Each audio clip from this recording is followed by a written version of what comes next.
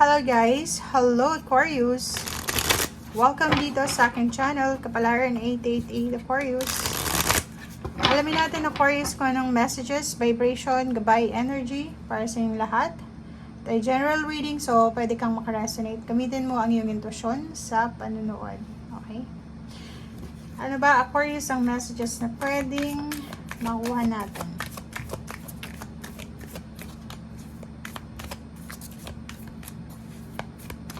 Ito ay from February 16 to 29. Okay. Aquarius. Alam mo yung Four of Raphael, lumabas siya sa lahat ng zodiac signs. Kasi nakikita natin dito na may mga tao sa paligid mo or even ikaw or mga zodiac signs. Hindi lang ikaw kasi in general to. Mayroong mga tao na sobrang stress, sobrang sad. Na feeling nila sila na yung pinaka mahirap sa buong mundo, sila lang yung nagsasuffer, parang ganun. So beware sa emotion natin, beware sa nararamdaman natin. Okay, so dito naman sa Page of Gabriel and Two of Raphael, relationship tong dalawang to. Aquarius, sinasabi ng barahan na if ever man mayroon kang mga gustong gawin sa relationship, gusto mong magpakasal, gusto mong bumuo ng pamilya, magbuntis, makabuntis, or ano pa man. Dito sa barahan to sinasabi na sundin mo kung ano yung sinasabi ng puso mo. Okay?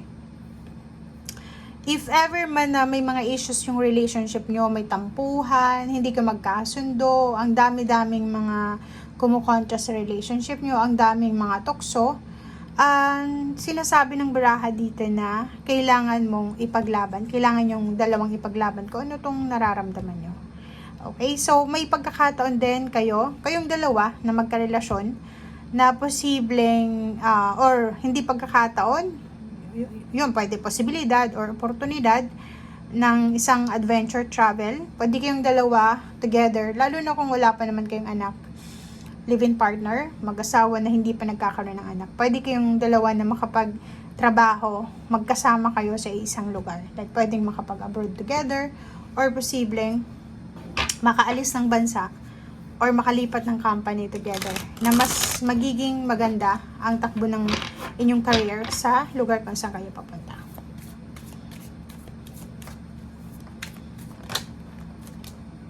Okay, Knight of Air. Wow. So, nakikita ko sir dito. Tingnan mo.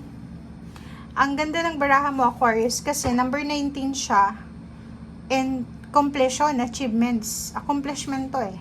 So, if ever man na nandun ka sa level or sa estado ng buhay mo na lahat ng sacrifices gagawin mo para sa pangarap mo, o hindi sa pamilya, sa sarili mong pangarap, sinasabi ng brase dito na kailangan mong sabayan itong determinasyon and motivation na nararamdaman mo sa ngayon.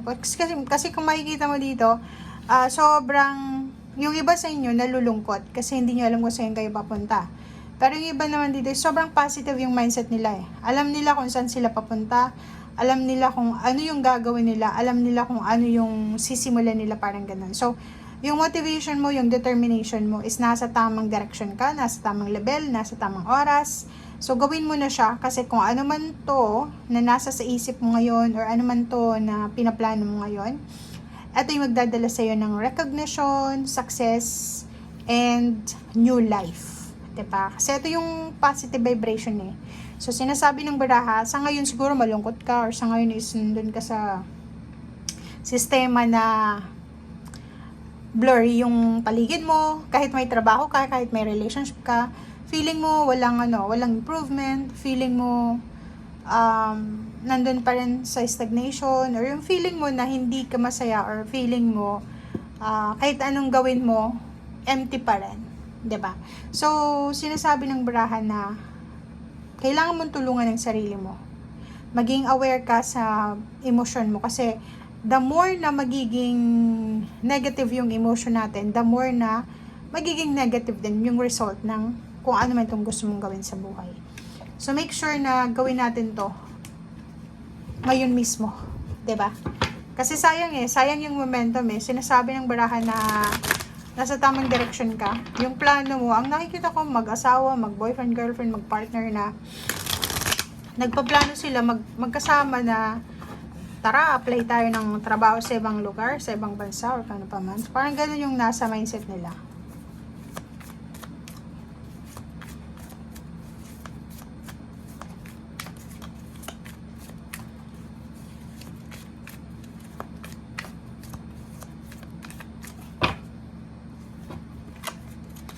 Okay.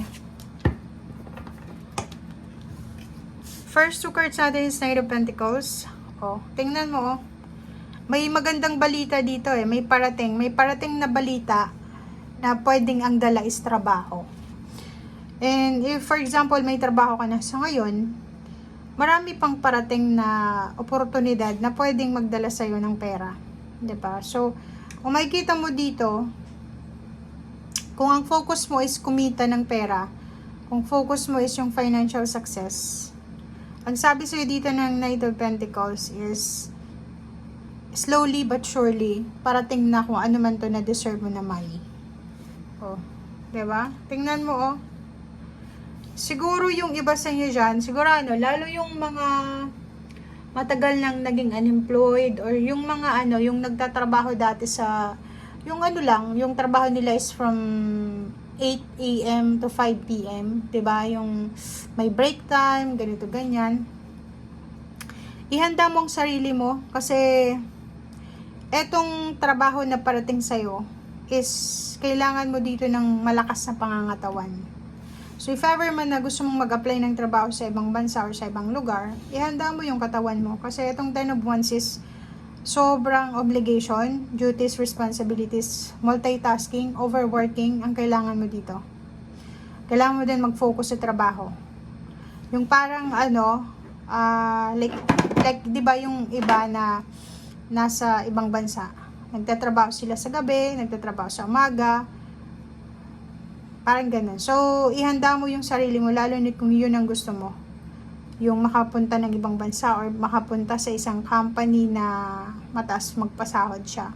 Kasi may mga overtime, parang ganun, ganito.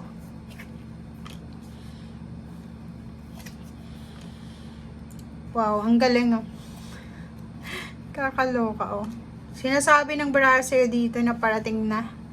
Aquarius, eto na yung mangyayari sa'yo. Ang nakikita ko dito, pwedeng papunta ka sa lugar na malamig. May mga ganitong klase ng animals. Pwedeng pupunta ka sa Europa, America, Canada, saan ba?